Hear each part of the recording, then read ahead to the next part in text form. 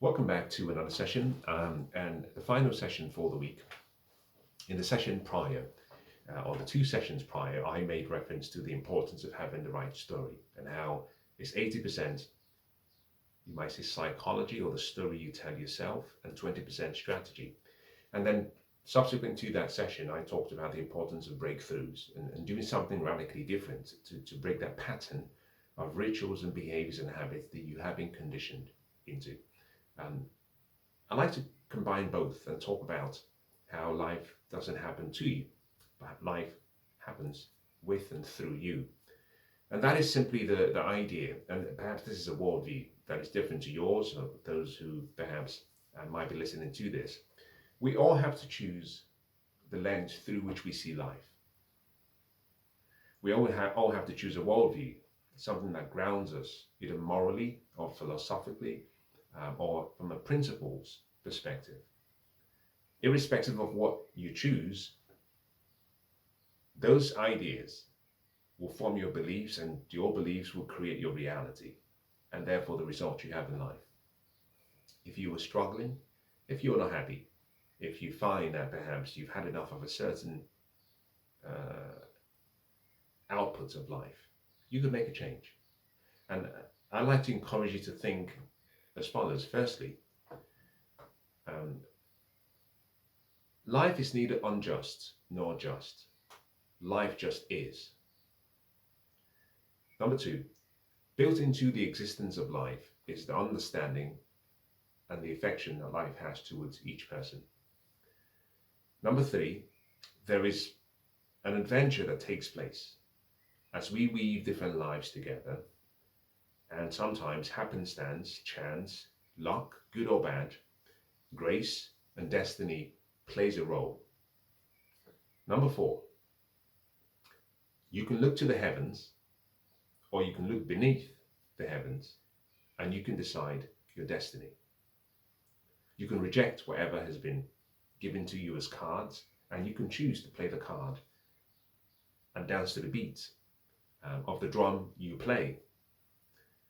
And if you choose that position and if you make that decision, life supports you.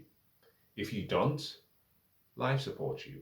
Life is simply a multiplier. It takes whatever you have and whatever you've presented to it as a magnificent obsession, as a goal, as an aspiration, and it works with you.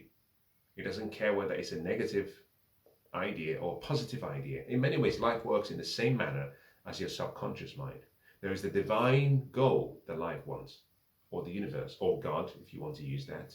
But that we all have a free will, and therefore the universe, life, or God does not step in front of you and say, do not do that because it is not in your best interest. Sometimes life will bring people into your lives and into your life that give you guidance and give you a different way of thinking and show you a different pathway in a different way.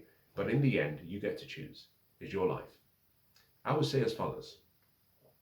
Um, if you're struggling with depression and anxiety and worry and doubt, keep in mind that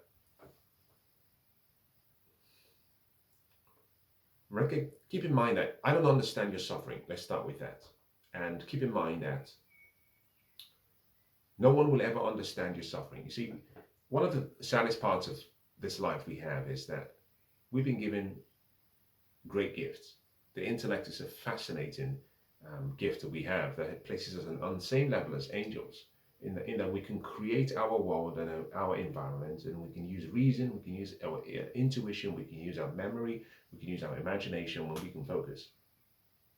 The one thing we lack, despite us having the ability to intuit, is that we lack the ability for us to experience what another party is experiencing. And even a mother who loves a child can only emotively empathize and sympathize with what they believe to be a similar experience. No one can walk in your shoes. So when I share some of these ideas, and I hope I don't come across as condescending sometimes, or perhaps making it seem much easier than it is, and I'm not negating the suffering, but it's important to recognize that no one understands what you're going through but yourself. And the only way people get to understand is if you share it. And once you share a problem, automatically you start to find solutions.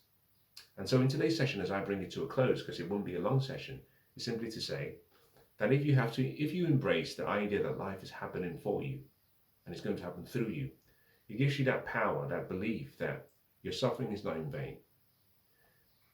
There are difficult times and there are good times. The great writer says there's time for everything under the sun. A time to be born and a time to die.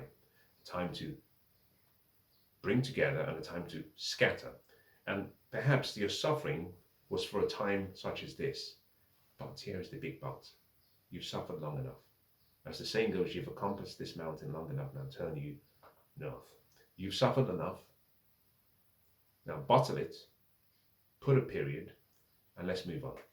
And that moving on is not to simply say that you divorce your past. Yes, it's that you divorce the emotions and the feelings associated with the past, but the past is still in your memory. But you only use that memory when you need to. And you simply focus on your imagination and you look forward. Your destination comes by virtue of the direction that you face. If you want to travel in a direction, then it means you will reach the destination on that pathway. And for most people, we keep looking backwards and hoping we are traveling in the direction that we hope. That is not a strategy. You have to embrace the fact that, yes, the past may have been awful and the present is also awful, but there's something great about hope. And a person that lacks hope lacks the essence of what life is all about. And so as I bring today's session to a close, let me encourage you with the following words. Keep these in mind and hold this to your heart. Whatever suffering you go through, and despite the difficulty that people might have in understanding your suffering, the suffering has not come to stay. The suffering will pass. The words, "this too shall pass," is something you should keep in mind. Number two, in the midst of your suffering, if you're humble and if you're open and if you're happy to break your patterns, help will come, and it will come at the right time. Number three, if you're willing to embrace change and break some of your patterns and take a plunge and try something new, you will find that you shift the identity you've created and you start a new vertical of a new identity of someone you never knew existed. And number four, it was always worth the journey. Just keep that in mind. It was worth the journey, however painful yours might have been.